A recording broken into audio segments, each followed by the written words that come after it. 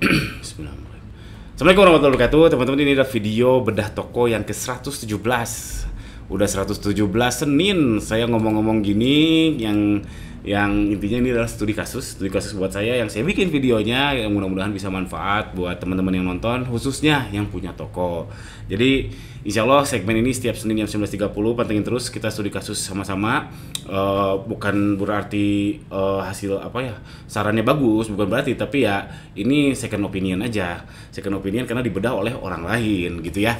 Yang mau dibedah tokonya cek aja di ganirozaki.com. Di situ ada dua, yang berbayar sama yang gratis. Yang gratis insya Allah bisa masuk segmen ini, tapi nggak janji kapan. Yang berbayar harganya lumayan, tapi insya Allah bisa ngasih second opinion yang lebih komprehensif karena di dalam seller centernya. Kalau video ini hanya ngebedah dari sisi luarnya dan mungkin banget ngaco karena nggak lihat dalamannya, nggak lihat data-datanya. Oke? Senin ini yang mau saya bedah, nama tokonya adalah Moods Official. Kita baca dulu komen di Google Sheet-nya ya, di Google Form-nya ya. Nah, mana-mana tadi. Nah, ini saya zoom dulu. Ups. Namanya Moods Official. Dia komennya cukup panjang dan menarik sih. Halo, selamat pagi Kak Gani. Oke, pagi. Saya memohon dengan sangat untuk membedah toko saya. Oke. Alhamdulillah ternyata kebedah juga. Karena saya sangat kebingungan dengan toko saya. Toko saya sudah Shopee Mall ya. Bergerak di bidang fashion. Saya selalu ikut campaign dari Shopee. Kendalanya adalah ketika saya ngiklan, traffic yang didapat itu banyak. Kok nggak keluar semua? Ini panjang banget teman-teman.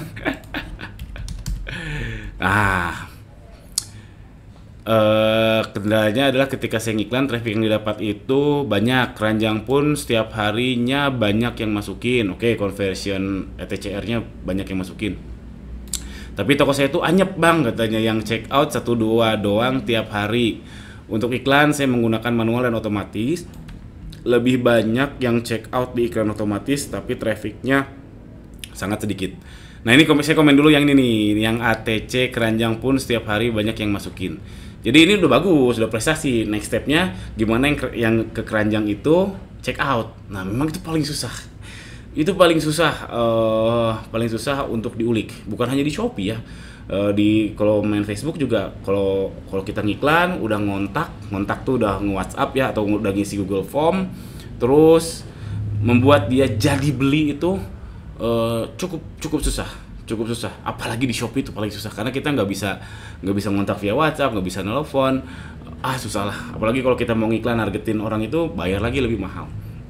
Jadi jujur aja emang susah. Tapi ini udah bagus, setidaknya banyak yang ATC. Berarti satu step lagi, yang dimana itu adalah raja terakhirnya, yaitu mengkonvert yang ATC menjadi beli. Lanjut. Kalau iklan manual itu trafficnya banyak, cuma yang check out sangat sedikit. Misalnya gini, produk A diiklankan manual, traffic 2,8k klik. Wow, 2.800 klik, 100 yang beli nggak ada. 100 nggak ada yang beli. 2.800, waduh puyeng angkanya. Tetapi kalau iklan otomatis yang lihat 90 kliknya 20, kliknya 20, yang beli ada 1. Ya oke. Sebenarnya nggak ada rumus pasti. Oke, manual pasti bagus, otomatis pasti bagus, GFV Max pasti bagus. Nggak ada teman-teman. Kita tuh di dunia digital marketing tuh testing. Yang bagus buat saya yakin betul belum tentu bagus buat teman-teman. Jadi testing. Mana yang bagus lanjutkan, yang jelek buang. Kalau ada yang bilang GFV Max pasti bagus, manual pasti bagus, otomatis pasti bagus, mungkin itu ada udang di balik batu. Karena memang gitu namanya ngiklan. Ya harus ditesting. Kalau bagus ya lanjutkan. Kalau ternyata tokonya jodohnya di GFV Max ya bagus, lanjutkan aja. Nah, makanya kalau ternyata si masnya ini jodohnya di iklan otomatis, ya udah lanjutkan aja, nggak usah lirik-lirik lagi manual karena udah terbukti manualnya jelek. Mau bukti apa lagi? Oke. Oke, testing, eksperimen, iterasi, namanya fine tuning ya. Jadi ya iterasi itu kita naik turun sampai ketemu kesetimbangan yang kita harapkan. Itu namanya iterasi. Tapi ketika iklan manualnya yang boncos dimatikan, berpengaruh juga ke iklan otomatis, malah traffic tambah parah, nggak ada yang beli. Oke. Padahal sudah Shopee Mall, toko juga sudah disetting sedemikian rupa, harga juga kompetitif. Ini dulu, ini memang ada beberapa kali nyampe ke telinga saya atau ke chat saya. Jadi otomatis sama manual kayak seakan-akan apa ya, berkaitan saling menyokong gitu. Gak ada bukti pastinya karena gak ada datanya, tapi kalau yang dirasa teman-teman kayak gitu ya udah percaya aja sama data. Kalau memang A/B test aja, sekali lagi testing. Cobain ketika manual saja jalan ternyata jelek, ketika otomatis saja jalan ketika ternyata jelek. Kalau dua-duanya jalan ternyata bagus, ya udah, mau bukti apa lagi, lanjutkan yang bagus, buang yang jelek, lanjutkan yang bagus. Oke, ini memang banyak yang ya studinya lebih dari satu lah. Lebih dari satu bilang kayak gini, tapi nggak bisa dibuktikan secara pasti. Makanya kudu di testing, tiap toko pasti beda.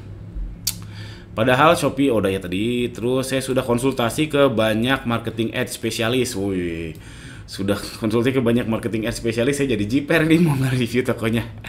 Dan itu kebingungan juga masalah di toko saya. Saya kira itu yang bisa saya ceritakan kendalanya. Saya memohon dengan sangat agar dinotis oleh Kak Gani. Terima kasih Kak. Oke, sama-sama. Wih, ini marketing ads spesialis udah komen nih. Saya mah apa? Saya tuh cuma pedagang yang bikin YouTube dan jualan tools. Nah, jualan tools apa? Cek aja di ganirozaki.com. Situ banyak tools yang saya jual, bukan untuk meningkatkan penjualan teman-teman, tapi untuk mempercepat. Jadi saya kayak ibarat kata jualan kalkulator, teman-teman. Kalkulator itu bukan ngebikin kita jadi jago ngitung, enggak. Kalau kita salah analisis, hitungannya kalkulator pasti salah juga, tapi mempercepat ngitungnya seperti apa. Cek di ganirozaki.com. Oke, kita lihat tokonya ya. Ini tokonya saya sudah cek sih sebetulnya tadi, namanya adalah tadi Moods Official. Dia jualannya kaos ya, mostly kaos pria sama kaos wanita. Dia Shopee Mall dan penilaiannya 4 tahun baru 199. Ini kecil banget. Ya, ini kecil banget. Something wrong sama si tokonya. Karena 4 tahun 199 ulasan doang dalam tanda kutip. Salah.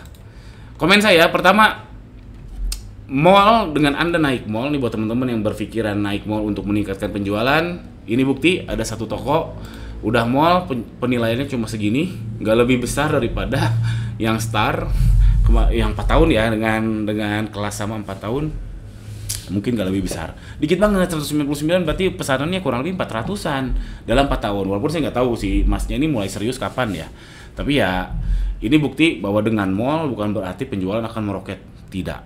Dengan mall admin fee tambah banyak, jelas.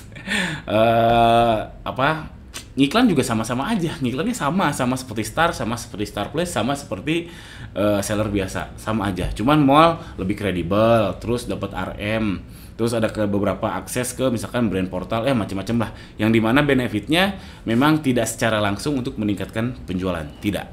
Oke, saran saya kemungkinan kan punya RM ya, namun katanya nggak semua mall dapat RM. Nah, kalau si mbaknya atau si masnya ini dapat RM, curhatin aja ke si RM-nya. Ya mudah-mudahan ngasih perspektif yang lain daripada ad spesialis yang sudah dibayar tadi ya.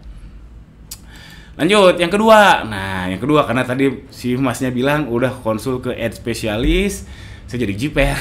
Makanya saya coba komennya jika saya menjadi. Jadi bukan saya sebagai ad spesialis ngasih saran apa, tapi kalau saya coba membayangkan saya jadi si masnya yang punya toko Moods Official ini, apa yang saya lakukan? Pertama, saya akan arsipin semua yang cowok. Kenapa? Ini produknya campur, teman-teman. Ini terlaris nih. Terlarisnya ini blus wanita, tapi ada juga produk-produk cowok, streetwear gitu. Saya akan arsipin dulu semua yang cowok, saya akan fokus ke cewek. Karena itu beda segmen market. Walaupun sama-sama kaos, tapi beda segmen market. Karena kan jualan online itu produk yang tepat ke audiens yang tepat. Sekarang ya ini si toko ini jualannya kaos, ya betul-betul sama-sama kaos, sama-sama atasan, tapi satu ke cowok, satu ke cewek. Dimana penjualannya pun gak gede-gede amat.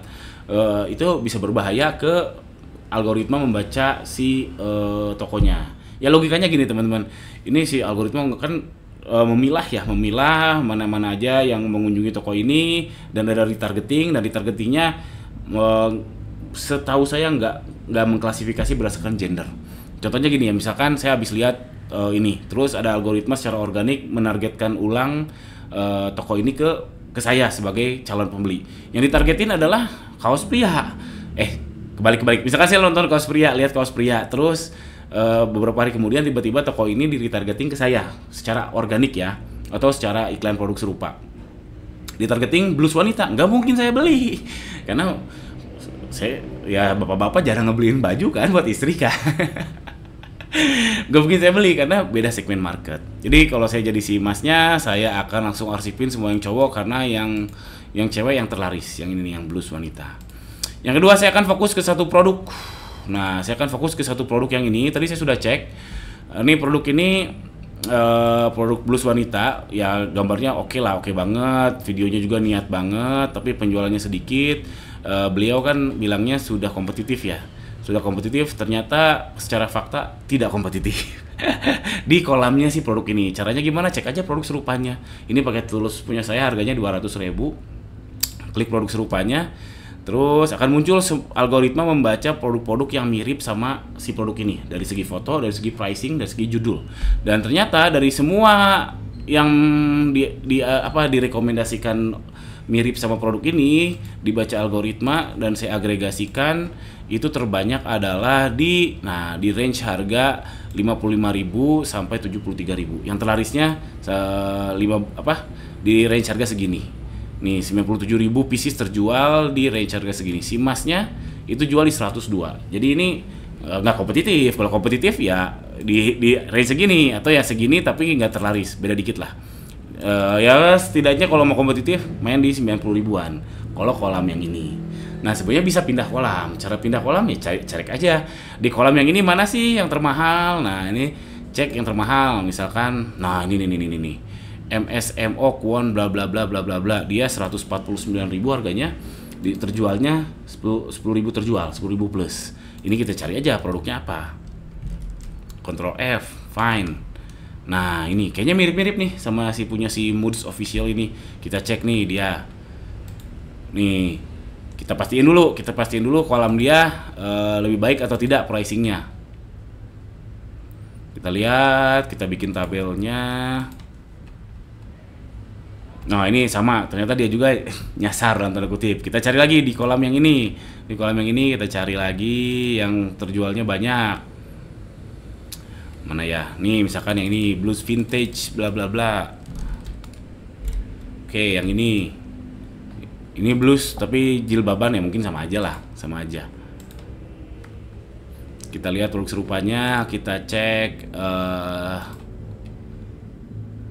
nah ini agak lumayan tadi naik ke 97.000 nih price range-nya. Ini harus cari lagi. Kok kita coba cari yang mahal. Nah ini kemeja bibi. Apa nih kemeja bibi? Saya juga nggak tahu. Ini 155.000 terjualnya 10.000 plus. Kita lihat cek kolamnya.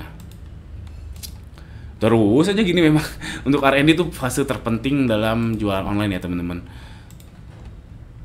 Nah ini lumayan dia kolamnya tertinggi, produk dengan price range segini yang terjual sampai 67.000. Jadi di kolam yang ini rata-rata price range-nya segini.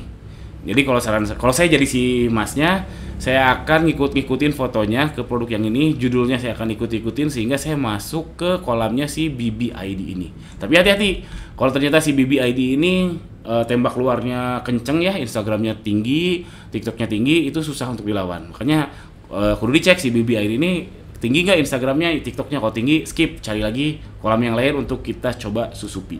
Ya intinya gitu, mudah-mudahan teman-teman paham apa yang saya maksud. Jadi itu saya akan coba fokus ke satu produk dan saya benerin dulu kolamnya dengan diganti judulnya, diganti fotonya sehingga masuk ke kolam yang tepat dulu. Itu butuh waktu 7-14 hari untuk sampai ke produk serupa, ke algoritma mengenal produk kita ke kolam yang mana tuh 7-14 hari sepengalaman saya. Wow, 14 menit. Oke, itu saya akan fokus satu produk dan dimulai dengan pindahin kolam yang tepat dulu untuk produk yang best seller tadi. Atau kalau masnya nggak berani melakukan itu, ya udah jangan dari best seller, dari yang bibit-bibit mungkin jadi best seller, pindahin dulu kolamnya ke yang tepat. Nah caranya gimana? Tadi udah disebutkan, harus beli tool saya, harganya 200.000 doang. 200.000 untuk selamanya, jadi bukan per bulan ya. Terus yang ketiga, saran saya coba nonton vlog Mukena deh, karena vlog Mukena deh itu tiap Rabu jam 19.30 di YouTube saya ini. Jadi keperjalanan toko baru saya yang jualan mukena, problemnya kurang lebih sama. Trafficnya gampang banget dapet, tapi konversinya susah. Itu juga saya mencoba cari cara untuk meningkatin konversinya. Ya tontonin aja, pantengin. Kalau ternyata berhasil, tinggal diikuti. Kalau ternyata nggak berhasil, ya coba cari jalan lain. Jangan jalan yang sudah saya lalui. Alhamdulillah. Capek teman-teman. Video ini tanpa editing, sudah 15 menit. Saya ngomong gini. Mudah-mudahan ada manfaatnya video ini. Jangan lupa subscribe. Yang mau beli tools, yang mau bedah toko, cek di ganirozaki.com. Ubek-ubeknya aja website itu, insya Allah banyak yang manfaat. Jangan lupa subscribe. Assalamualaikum warahmatullahi wabarakatuh.